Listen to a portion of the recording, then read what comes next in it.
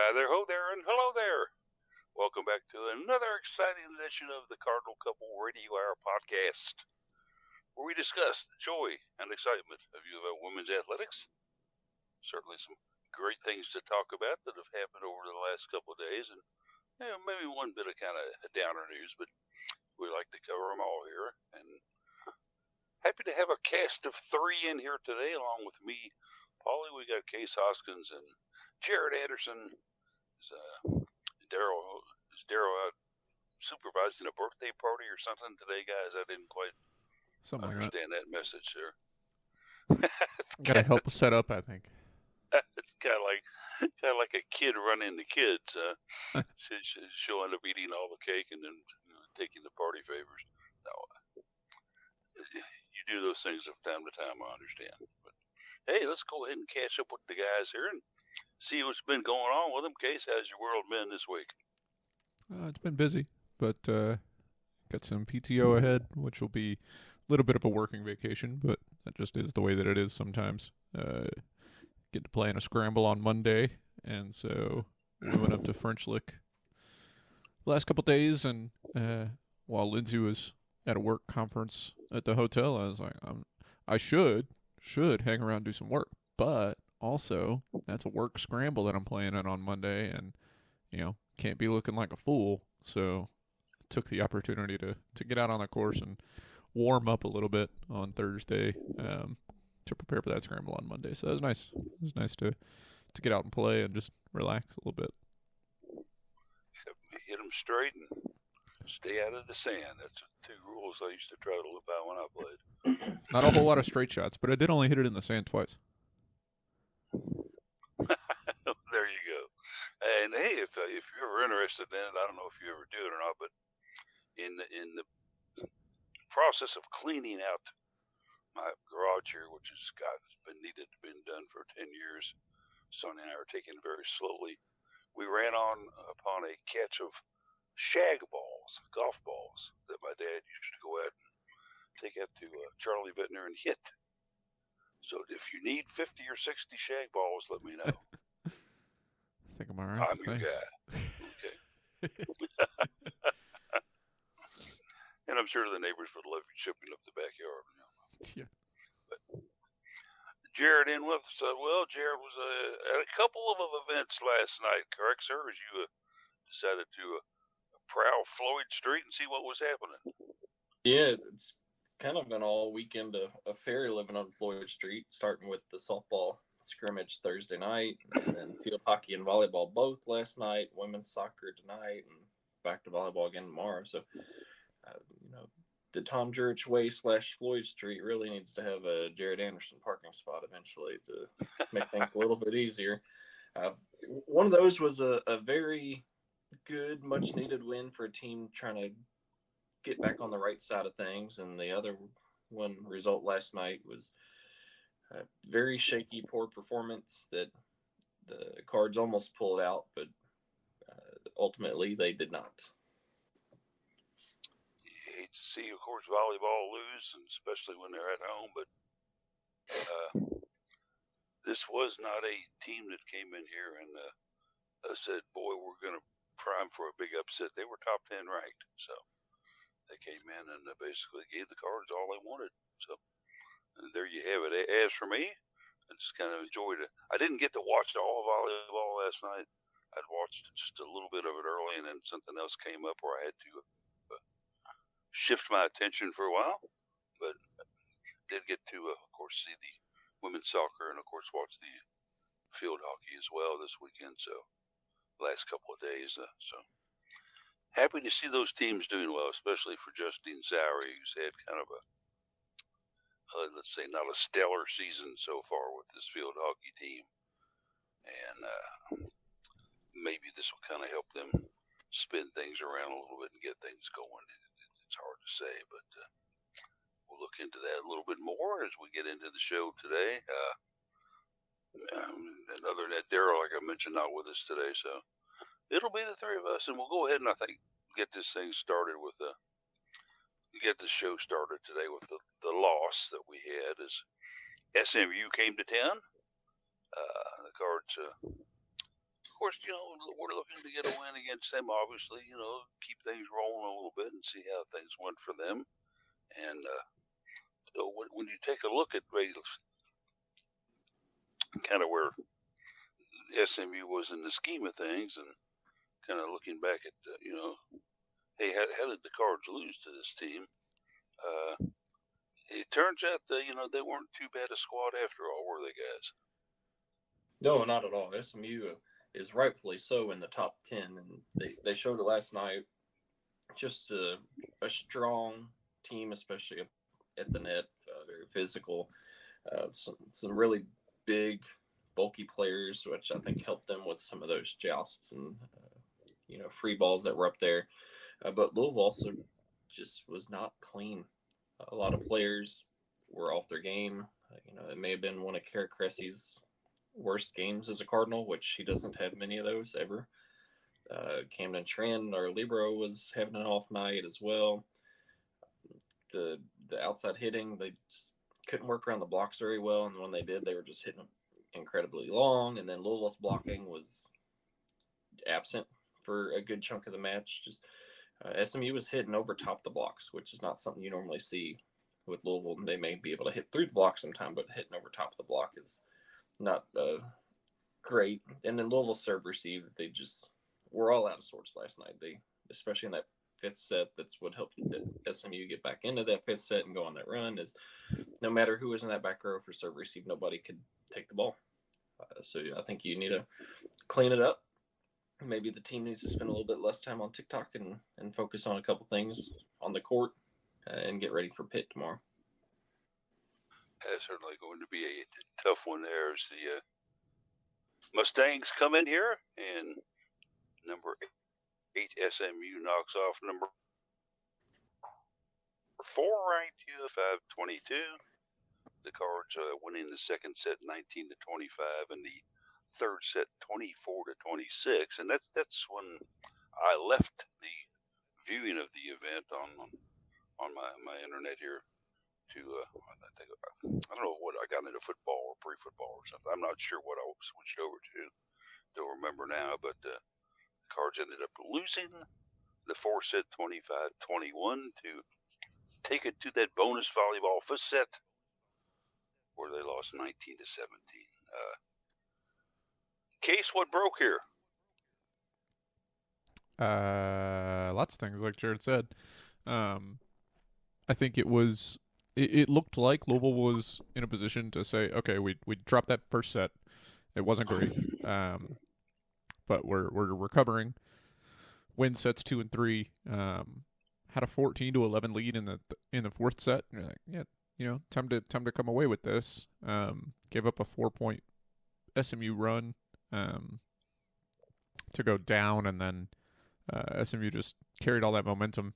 Don't know whether it was a case of SMU figuring out Louisville's offense or the offense just not being sharp at the end of the match, but the Mustangs had 15 total blocks. Am I saying that correctly? Let's see. I had it in my article. Hang on. Yeah, when you're looking they had 15 total blocks, and they had 9 of those in the final 2 sets. So Louisville only had 30 errors in the match. 24 of those came in the 3 sets that they lost. It just wasn't clean at the end of the match. It wasn't very clean at the beginning of the match either, but it wasn't clean at the end of the match at all. Like Jared mentioned, it wasn't great from some of the players you expect. Louisville's defense obviously SMU's defense obviously keyed on Kara Cressy, but she still was not as clean as she has been. She had 10 kills, but 8 errors. Camden Tran 5 serve receive errors. SMU was just really aggressive at the serving line. Louisville was technically +3 in the net serving battle because SMU had so many service errors, but those service aces came at really critical times and just really hurt Louisville there at the end. So, yeah, unfortunate. No time to lick their wounds, though, because they're gonna get Pitt to come in here, and it's gonna be right back to another grind. The Panthers obviously a very, very good volleyball squad, and will come in here to challenge the Cards on this one.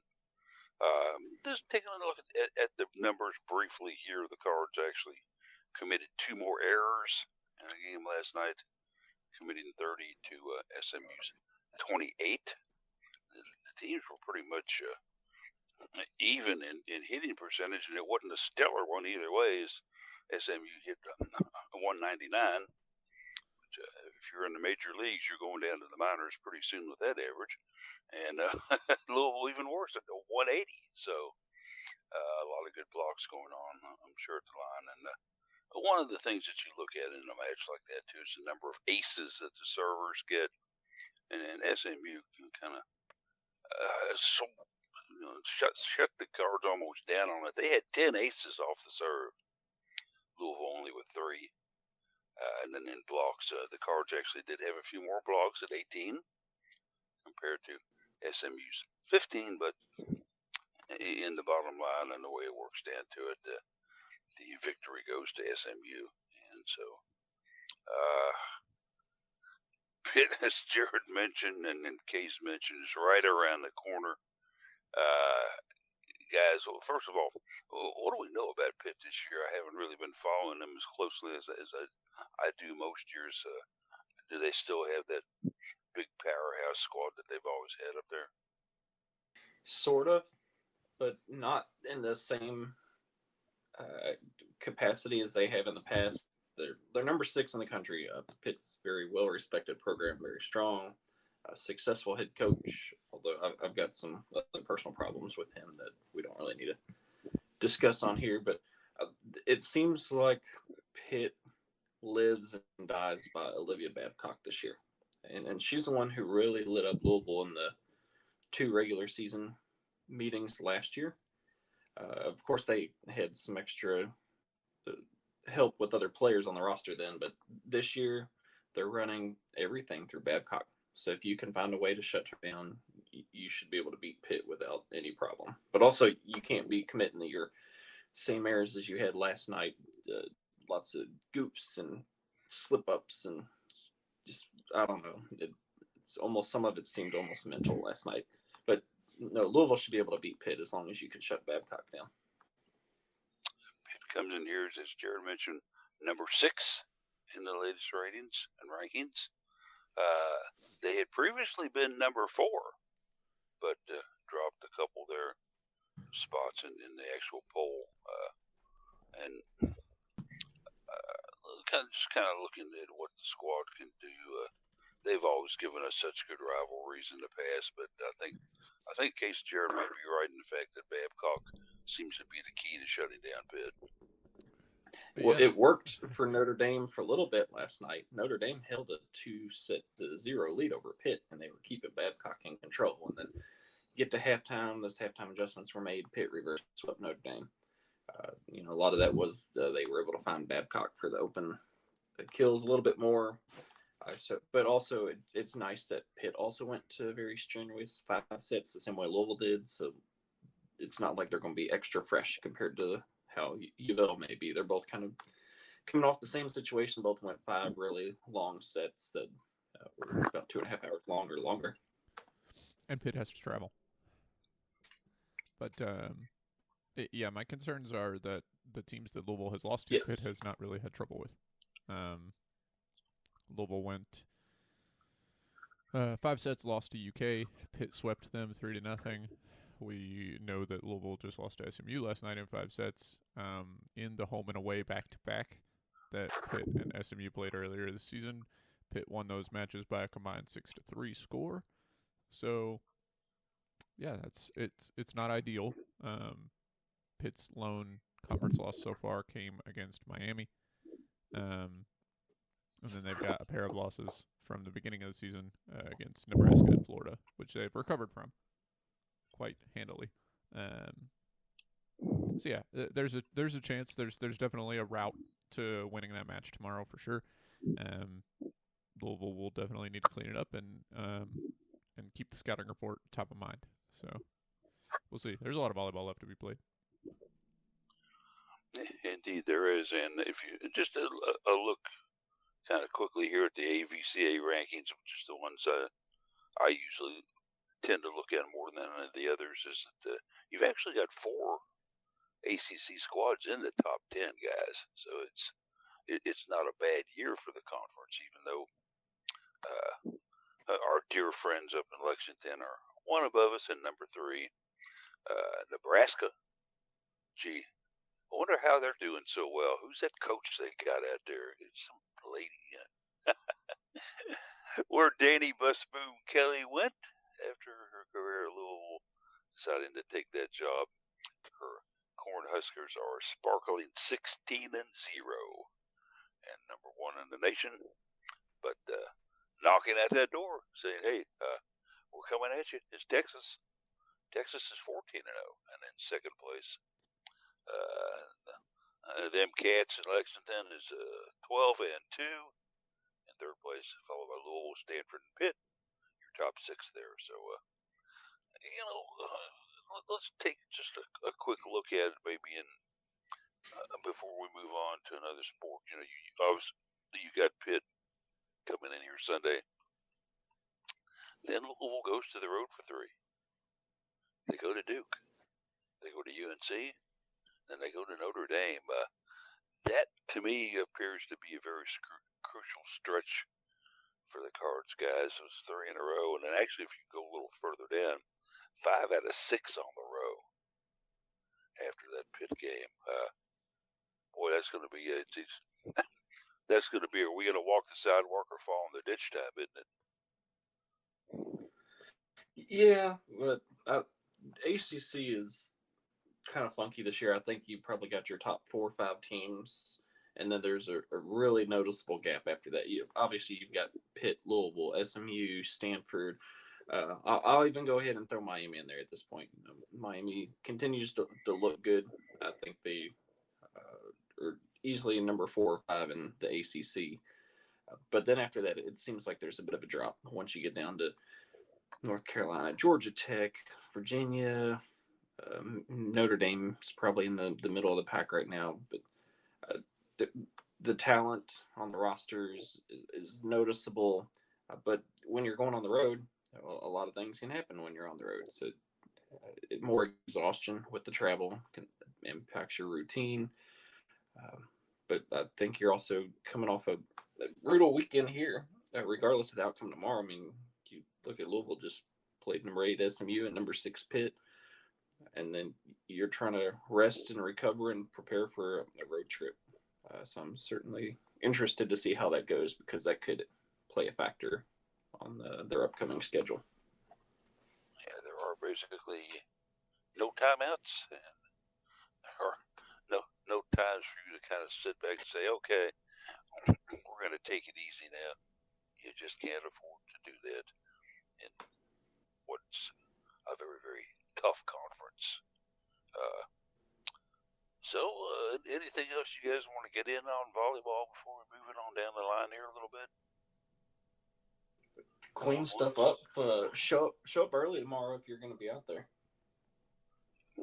Yeah, I think that it would be and this is at the LNFCU, right? Correct. So they only get maybe 1,000 in there, Jared, if that. I think you can squeeze 1,100 in. They do offer a little bit of standing room. They've got 800 season ticket holders or whatever, so. Yeah, they've given up a lot of the media table seats to more fans to accommodate up there at the top, which kind of sucks because that's less room for me to move around to shoot. But they want to get more fans in there, and they've got the baseline seats that they put in, I think, starting last year, and those have been full. But yeah, try and use the home court advantage as much as you can. 1,000 people in there sounds like 12,000 at the Yum. I mean, if you were standing in there last night, you were like, holy cow, it's loud. You know, you have all that concrete. It's a small venue, lower ceiling. So it gets very loud in there to the point that I almost wanted to put earbuds in last night. That would be something then for sure. And then, you know, the age-old question that since, I guess, even way back in the Danny Busboom Kelly days is, they really need to be in a bigger facility, but not as big as the KFC Yum Center. So, and we've talked at the show at length on possible things that they could do. They could basically reach an agreement, I think, with the Kentucky Fair and Exposition Board, and basically say, okay, we're going to take over Broadband Arena. We're going to put about 6,000-7,000 seats, of great, excellent seats in there, and give ourselves a volleyball, home that could not be stopped, but for various reasons on this show and other areas, that's been shot down. But I'm still hanging to the idea, guys. What's your thoughts on it? Yeah, I'm going to agree with the previous person who shot you down on it. I don't think it's a better situation than what they have now. If you go to the Yum Center, you're off campus, it's too many seats, right? If you go to Broadbent, it's not that much. Like, your capacity and your home environment at LNN is so good, and it's built for that. Yes, you can get fewer fans, but if you go to Broadbent, it's like, okay, we got some more fans, but it's not purpose-built for this. It's not on campus. You're going to lose a lot of that good feeling. The answer is still build something on campus and utilize it to the most of its potential.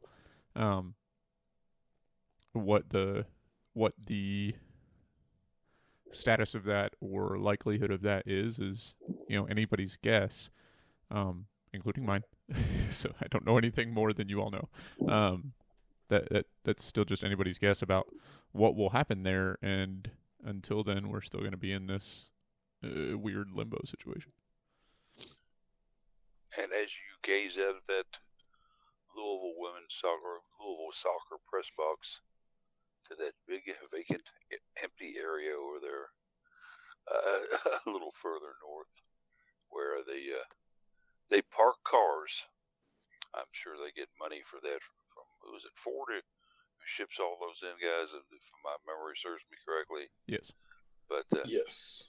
Boy, that sure would be a nice area to put a nice little volleyball arena, wouldn't it now?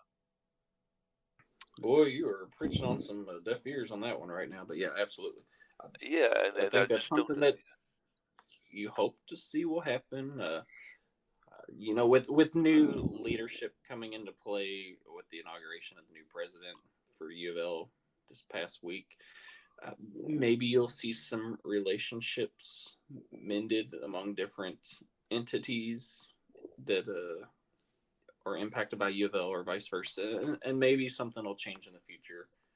Obviously, nothing's set in stone, but it's got to have been brought up at some point, but also you have to find the funding on top of that. I think funding would be a key there, and I've got to think, though, somebody in this town is going to want to step up and say, hey, this is a program that's popular. They're always right.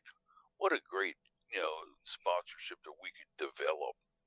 And then all they got to do is take a look at the KFC Yum Center and what KFC was able to accomplish for themselves by sticking their three initials up there before Yum Center. Could it be something else, like maybe a Anthem Cardinal Soccer Complex? Or, well, I don't know. You name your own major entity. There's enough individual donors involved with volleyball that you've got a decent amount of money, but nothing that would cover the expense of an arena and the, probably nowadays nine-figure. I was going to say, mark. Nine-figure mark now. Probably not even an 8-figure mark for a state-of-the-art arena anymore. $100 million at least. I think the other problem is the college athletics are in kind of, and especially the quote-unquote non-revenue sports. They're in a weird position currently because you don't have the donor base that football and basketball have, flat out, just is what it is. You don't have that financial support.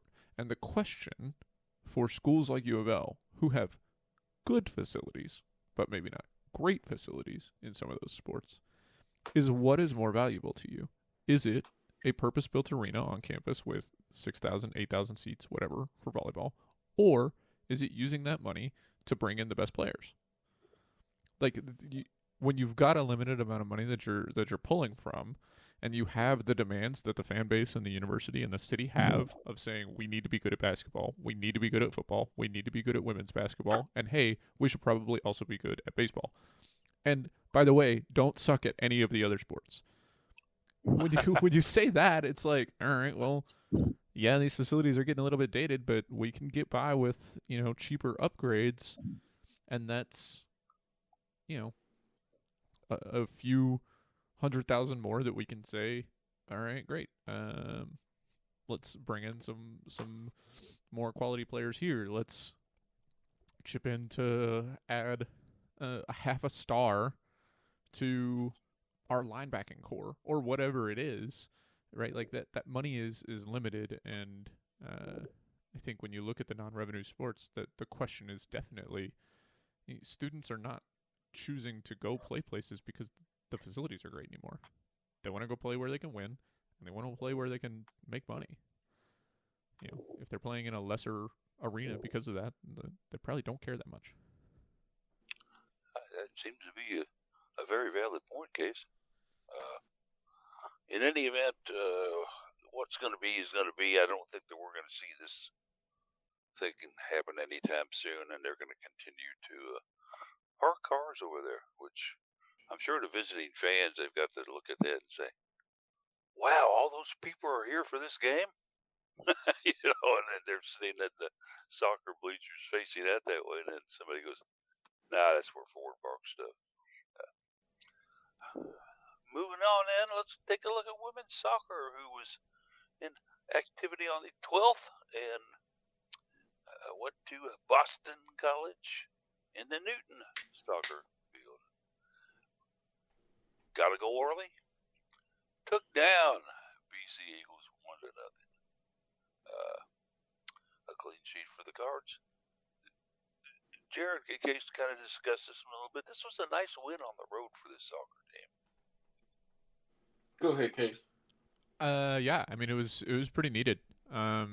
We talked a little bit about it last week, that the opportunities were getting thinner as you looked ahead. The number of games is ticking down. They got that huge point on the road at Wake, and you're saying, all right, now you're going to play a not very good Boston College team, and now's the opportunity to pick up 3 more points.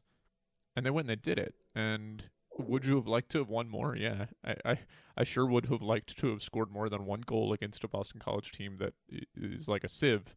But they got that goal 3 minutes in from Betsy Huckabee on the worst type of goal. Well, not the worst. There's some really, really bad types of goals that you can give up.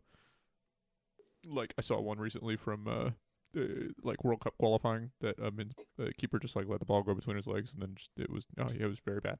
But one of the worst types of goals that you can give up, which is like a lofted shot, not even necessarily getting chipped. Getting chipped is embarrassing and frustrating, and you will make sure that the player knows how frustrated you were about it later in the game.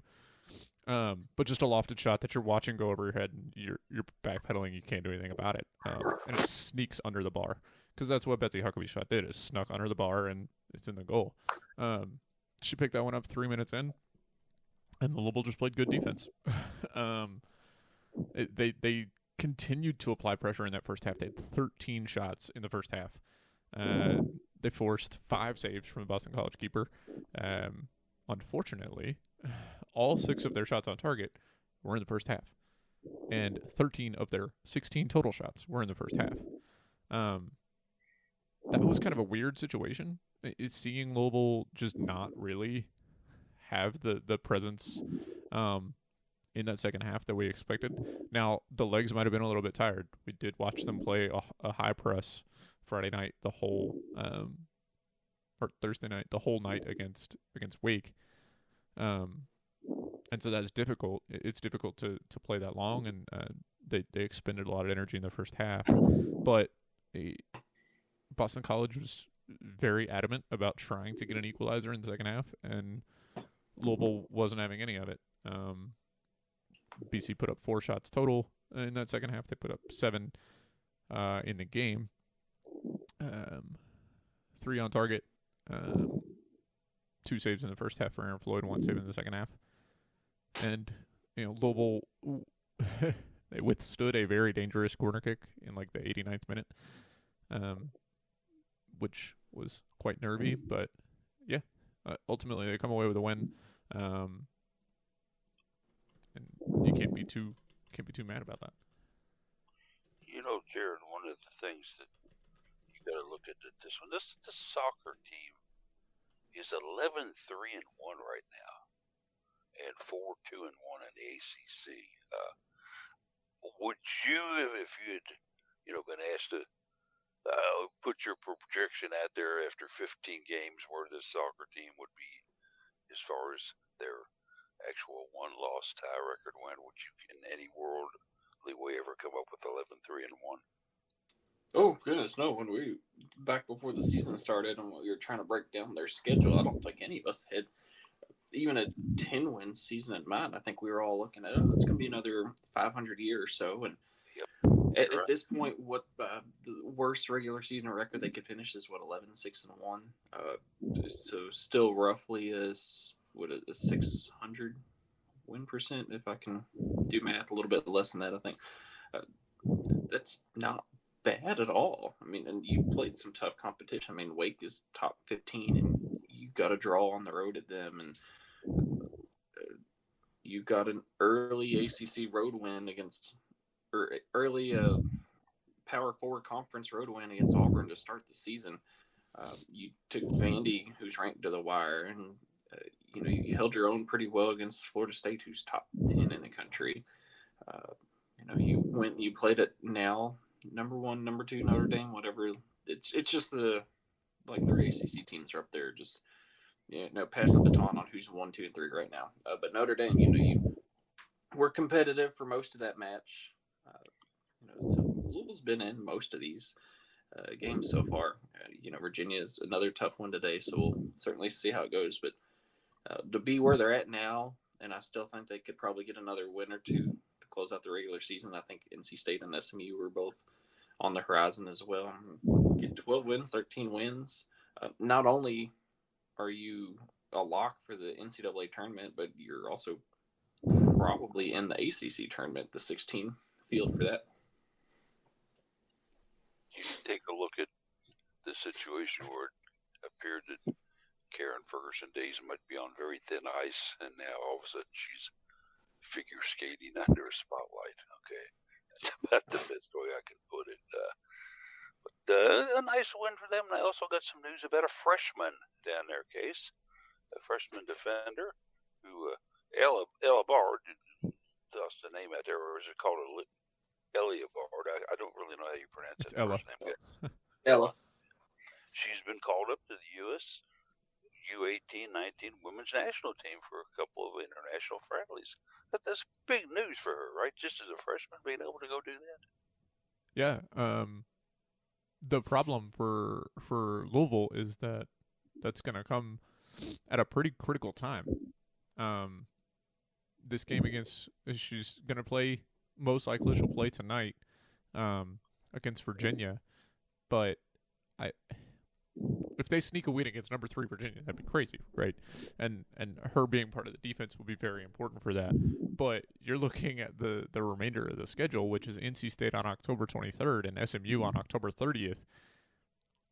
Those are games that Louisville kind of needs to win if they want to make the ACC tournament. NC State somehow, against all odds, is just unbelievably randomly good in the ACC. Makes no sense. But if you look at where the soccer standings sit right now, Louisville is the last team in the tournament by virtue of overall win percentage. They hold the tiebreaker against Florida State. I don't know if that's actually true, but that's how the standings are showing it right now. Florida State does hold a head-to-head tiebreaker over Louisville, so if that came into play, they would get that win. But NC State is a point ahead of Louisville with the same number of games played. They are a point ahead of Virginia. Out of the tournament right now, Florida State, UNC, Wake Forest, Duke. Like, what? This is a wide open ACC tournament field right now, and so if you say, hey, one of your starting defenders is not going to play for you in a road game against NC State and then your final home game of the season against SMU, ruh-roh. I don't love that for us. I mean, it's great for her, right? It's incredible. There's only 5 collegiate players currently that have been called up to that team, which means a lot of those would be high school players. But yeah, it's great. It'll be very exciting. They're headed to Portugal. They're going to play Ireland and Portugal into friendlies, and then they've got some training camp time before that. Yeah, this says that she's gonna Matt, our good buddy Matt says that she should return stateside for the Cardinals' regular season finale against SMU. They're supposed to be in Portugal from the 20th to the 29th. That game against SMU is on the 30th.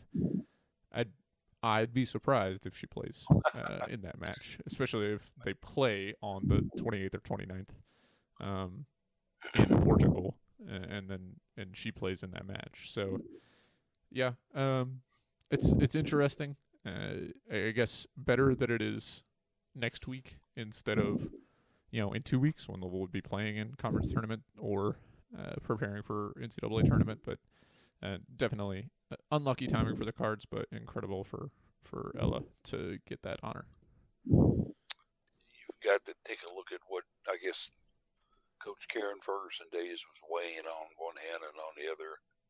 Certainly a player that you're happy to have in your program and that you depend on, but do you basically more or less take her training wheels away from her and say, no, you're going to stay here on your tricycle. I can't have you going to do that. You've got to let the players take opportunities like this and explore them because I'm sure she's thinking maybe down the road playing some soccer outside of when college is finished for Jared. Boy, that's a decision. If you were a coach, I'm sure you and I would both have a hard time making. Gosh, we love you to death, and we're happy for you getting this nod, but I don't know if we want you to go or not. I think you're going to have to let a player take an opportunity like that, because you do have to think about your opportunities beyond and after college, and if this is a chance to get some much needed experience at the upper level, I mean, maybe you'll be on the national team one day, maybe not, but it does give you some pretty prime chances to see what it's like to probably expect what it might be like to play professionally one day, because some of the training's probably going to be a bit more rigorous, and you're taking some of the best of that age group and putting them together. So some of them that do have a really good chance to go play professionally post-college. So I think it's a good opportunity. And, I mean, we've seen it with basketball in the past. Walls has let players go and miss a game or two to play on different national teams and get some experience. And, usually it pays off for the better. Not always, but usually. Got to have to take a look at what the Cards have got for them in women's soccer coming up as they get ready to go into their final 3 of the regular season. Take a look at who they've got coming up. Of course, today, as we had mentioned, Virginia, 5 p.m. at the Mark and Cindy Lynn Stadium, where Virginia comes in here ranked number 3 in the nation. So certainly, let's get the fans out there for this one today. As many as you all can get out there. Come out and support this team. You got number 3 in the nation coming in here. You got a team that's already over 10 wins in Louisville. Support this team a little bit. There's no football unless you're wanting to watch the rest of the ACC today that you have to attend over at Cardinal Stadium over there because they played last night. Go ahead and watch a little bit of soccer. I think you'll love it. And then, of course, after that, NC State, and then ending the season, as the guys had mentioned with the SMU here at Cindy Lynn Stadium again. You just got to kind of wonder about this team. I think that they're in the 6-team ACC tournament, but shoot me down and tell me why you don't think they are, fellas. Well, because they haven't won the games yet. If you lose out the rest of the season, you're not going to be top 6.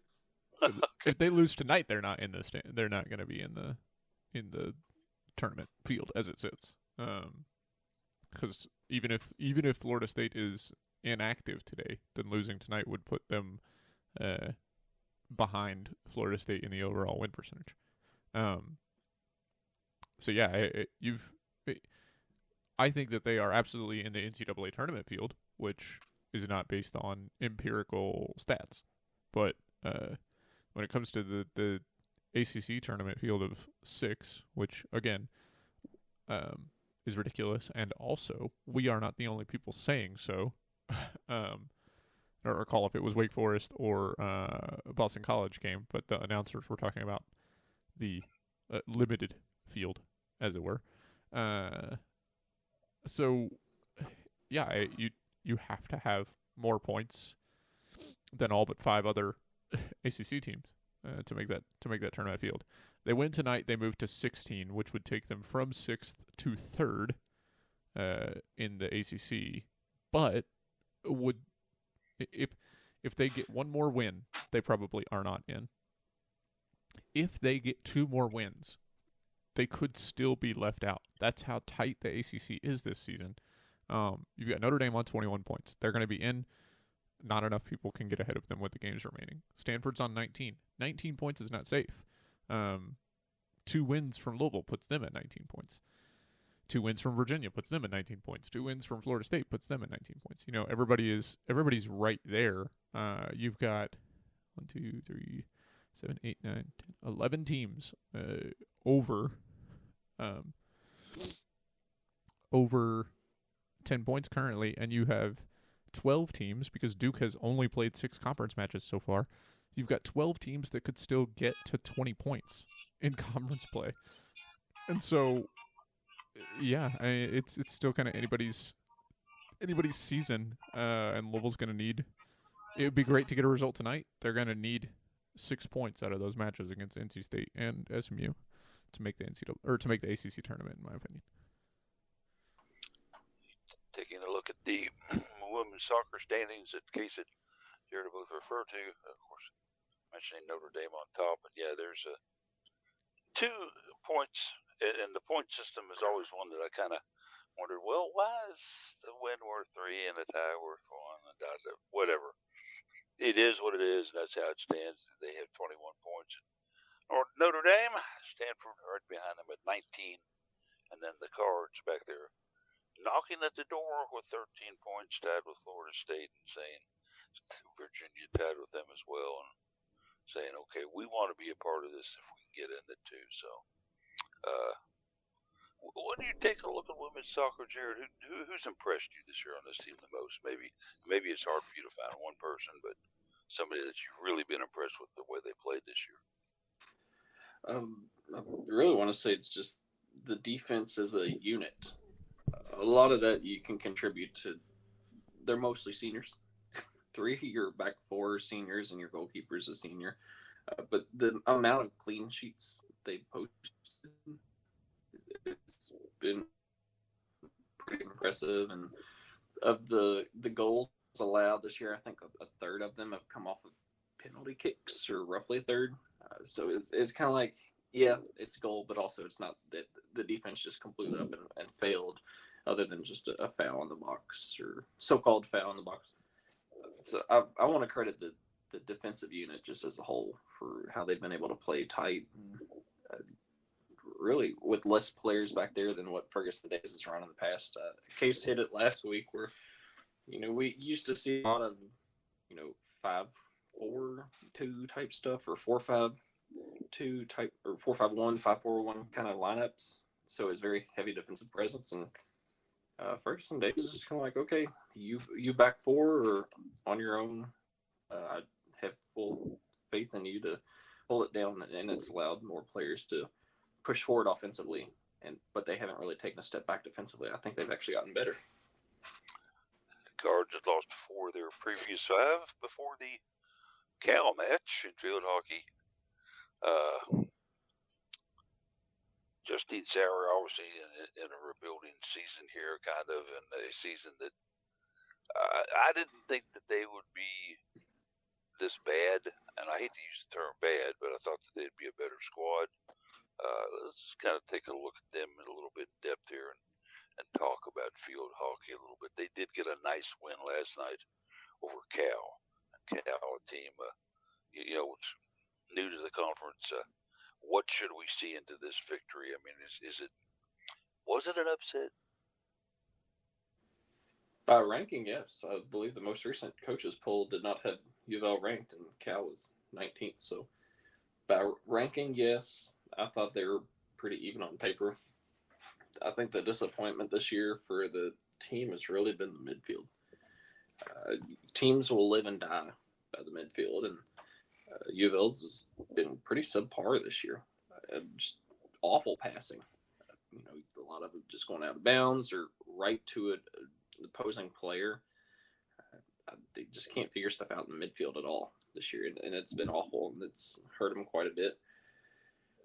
It's put the defense on their heels a lot. A lot of these turnovers and in transition, that's where a lot of these goals that they've given up have happened, is transition goals. And then if your midfield can't control possession and feed it forward, your offense has fewer scoring opportunities. And we've seen that U of L's possession in that final 25% final quarter of the pitch has been way down. Fewer penalty corners, just fewer chances inside the circle as a whole. So you've really got to figure out the midfield issues. But thankfully, they were able to clean it up some last night. Got that goal early on, but then kind of fell apart to give up that goal right before halftime, before waking up there in the second half and putting up a couple goals almost close to back-to-back. Yeah, had just barely finished tweeting out the fact that the Cards made it 2-1 when I happened to glance up again, and they were getting ready to score again. And so I basically erased that tweet and put up 3-1 instead of 2-1. But they scored the first one and this one as well. So it was a desperately needed win, I think, and a win obviously that's got to kind of, I think, build up a little bit of morale on the team, saying, "Hey, we can go ahead and do this, and we can beat somebody like this." And look, we did it. There's the results right there. Hey, we beat them. Going to Boston College next for a match. And then, of course, finishing the regular season by bringing Syracuse in here. Then they go to the ACC tournament. And remind me on this, guys. I'm thinking this is what an 8-team tournament in field hockey. And last year Louisville got left out, right? The top 8 of the 9 teams make it. As of right now, Louisville is 8th at 1-4 in the ACC. The bottom team in the conference is Boston College, who's 0-6. So a loss to Boston College would, in a way, move Louisville into a tie with the Eagles there, even though Boston College has played one more conference match. So the tiebreaker would go to Boston College if it came down to tie for 8th. What Louisville really hopes to do is if they can get a win against Boston College, they'd move up and join Syracuse, Cal, and Stanford, all who have 2 conference wins right now. Stanford's 2-5, so they've only got one more match left to play, if I remember correctly, in ACC. They're not going to be one of the top teams, and they're pretty much out of NCAA tournament hopes at this point, unless you win the ACC. But, you certainly want to make the ACC tournament, especially since you're hosting it. That would look really bad if you're the only team not to make it and you're the host site. But then also, if you make the tournament and you're at home, at least you, in a sense, have home field advantage. You don't have to travel. You're not spending multiple nights in a hotel far away. You're not really missing as much of school. You're kind of playing close to home. You probably have a few more fans that are already going to be in the area for you. So it may work in your favor. You might be able to pull off a win or 2 in conference tournament. But you've got to finish the regular season strong and definitely beat Boston College. I think at that point, mathematically, you'd be in because that would eliminate Boston College from making the ACC tournament at all.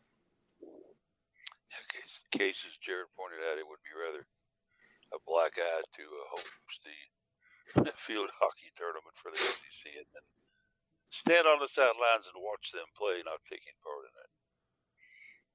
Yeah, it wouldn't be pleasant. So let's just not do that. Like Jared said, win and in. As it pertains to this game against Boston College. So, yeah, you take care of business.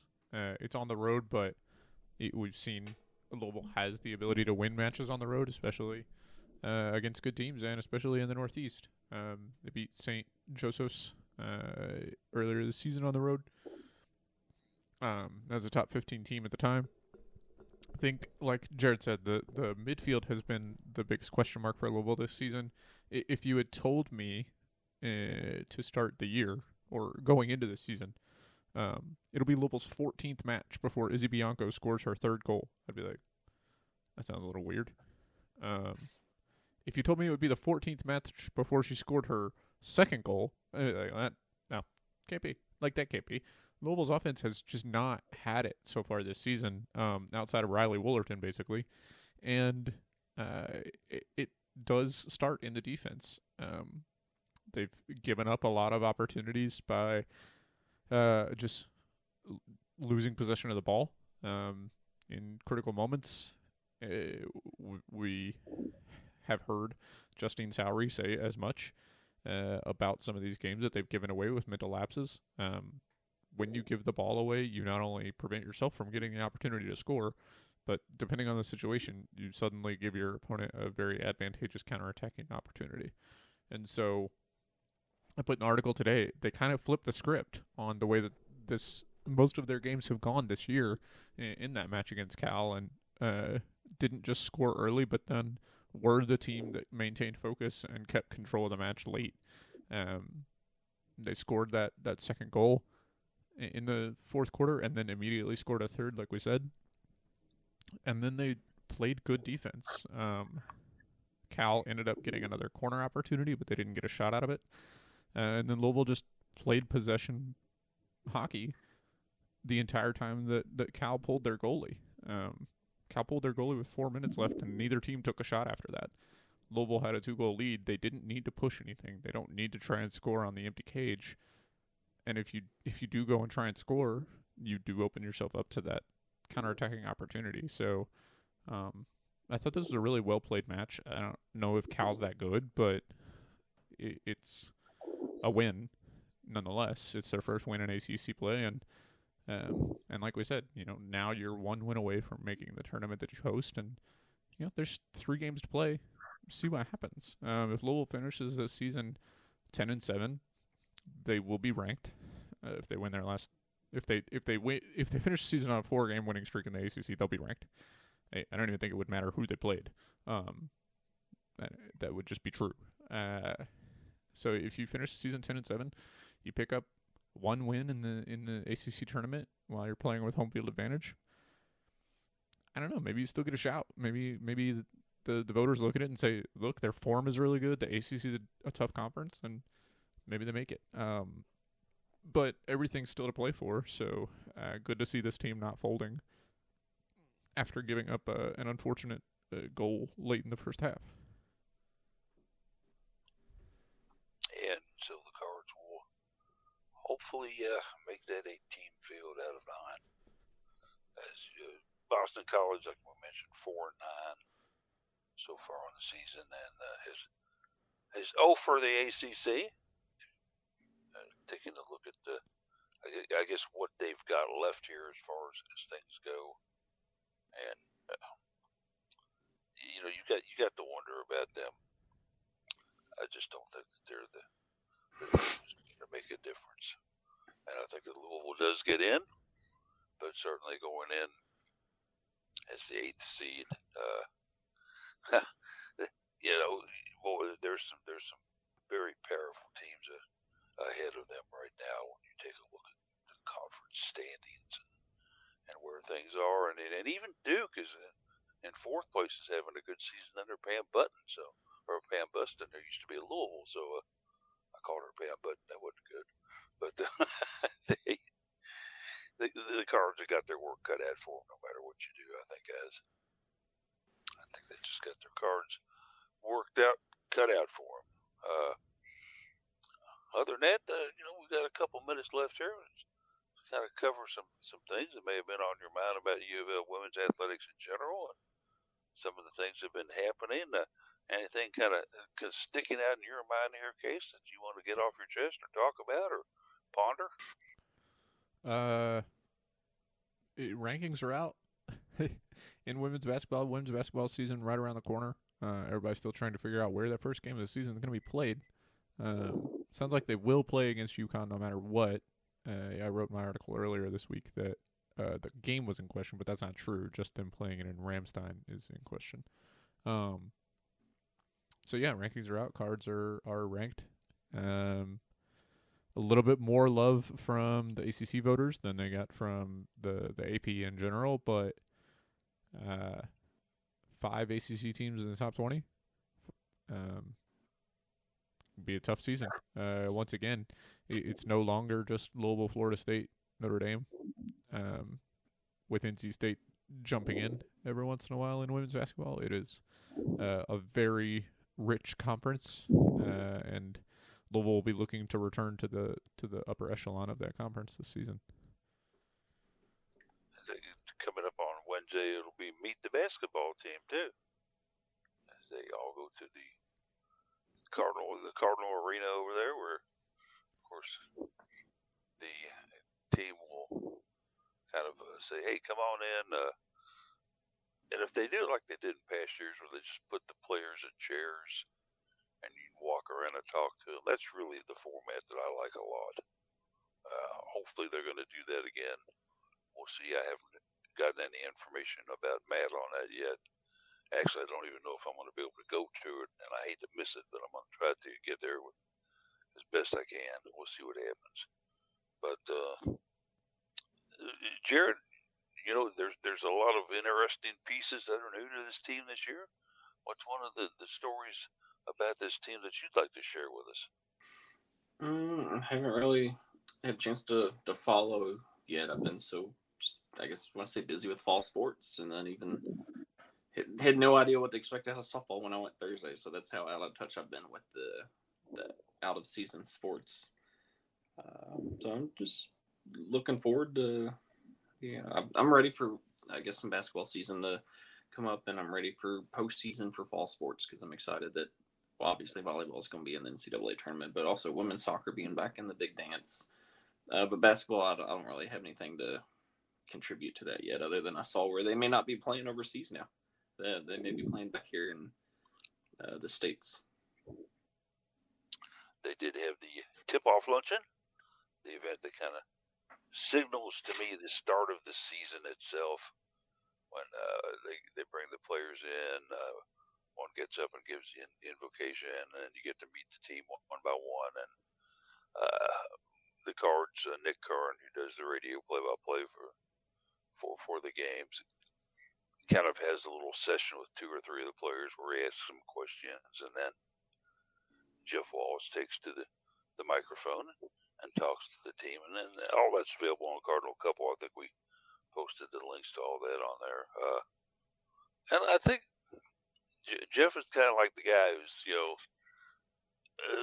whistling in the dark here. He's not really sure what he's got with all this new kind of talent coming in, but I think he's pretty confident, fellas. Thoughts on that?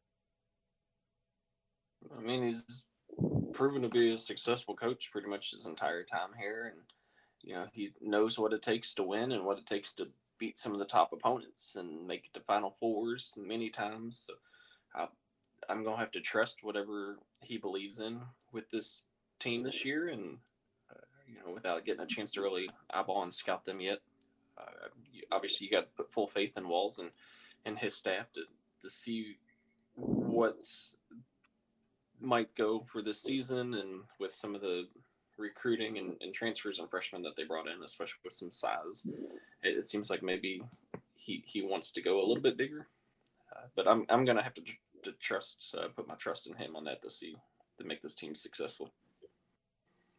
It's not a bad idea to put your trust in Coach Walls. He usually comes through pretty well. Case, any thoughts you got on this before we get into our final thoughts? That was kind of it. I gave mine. There you go. Well, as far as I go on this and look at it, year after year, Jeff Walls continues to go ahead and get some of the best around and coming out of high school and coming through the transfer portal to come into town. I'm going to be interested to see how this big 6'6" girl that he's bringing in as a freshman from down in Central Kentucky, Grayson. God forbid me, I can't pronounce her last name yet, but I'm sure I'll learn it. But Bogu. is that how you're going to go with it? I mean, is that what they've got for the phonetics? That's going off memory. Hang on, let me make sure I'm not saying it wrong.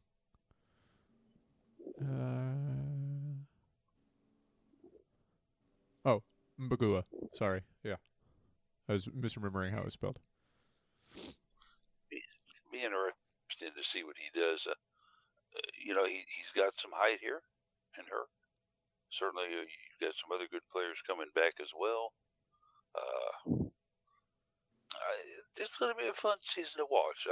Unfortunately, I doubt that I'm going to be able to get down to any of the games because of my own kind of physical health and stuff like that. It's just basically hard for me to travel like that and do stuff like that anymore. But we know that Daryl is a pledge that she's going to be in that 2 media seats for Cardinal Couple every chance she gets, and she's going to be in one of them. And maybe Jared says he still wants to sit on the floor, which I think is stupid. And I think he ought to grab a chair and rest his butt a little bit. But that's just my personal opinion. And maybe Case, maybe you will get down there and watch a few games. I've been there before. We've got the 2 chairs there. We might as well use them. So, in any event, hey, golly, we're already on the witching hour past of noon. So let's go ahead and get into our final thoughts. And I'll just go ahead since I've got it here. I am really excited about Louisville women's basketball season, but I also am going to be watching with a very, very interesting eye as well to see how volleyball ends up as well. I think that this is a team that I think could go places this year and go make a long march into the NCAA tournament. The basic thing that you've got to kind of wonder about is how are they going to do when they run into a couple of their old nemesis. And looming out there, and everybody wants to see it, is what's going to happen if Dan and Danny match up in the tournament somewhere. That's one I sure would like to see. But that's my thoughts on it. Case, final thoughts? Yeah, looking forward to the women's soccer match tonight. Louisville has been giant killers at Lynn Stadium in the past, so we'll see if they get another opportunity to do so tonight. And that went on Network Extra, I think, if you can't get out there. Most likely, since it's Saturday night. Saturday football probably taking most of the broadcast channels. All right. Jared, final thoughts? Well, first, congrats to the other head coach, Jeff, on campus for one of the biggest wins in program history for U of L football, going down to Miami and beating the number 2 Hurricanes. But getting out to softball Thursday night, they look a lot better than I was anticipating. I understand it's fall ball and things change, and you may not always be seeing the opposing team's best, but very well-rounded pitching staff this year. It's not just 1 or 2 pitchers to rely on, but Louisville's probably got about 4 or 5 pitchers that they can easily throw and not have problems. And then despite the lack of power hitting, this team is incredibly aggressive on the base bat. Some small ball, a lot of speed, turning what would normally be a single into doubles, a lot of steals. So Holly April is doing what she can with the limited funding and almost absent NIL money that they have. So I'm excited to see what they can do in the spring when that rolls around here in another 5 or 6 months. I think we all will as well, and hopefully, maybe by then, maybe I'll have a kidney. We'll see. I'll keep hoping for that. But in any event, hey, had a fun show today, and want to thank everybody for tuning in to listen to the podcast. I'm sure you're listening to it right now. Of course, it'll be a couple hours from now if you catch it then. But just keep your faith in things and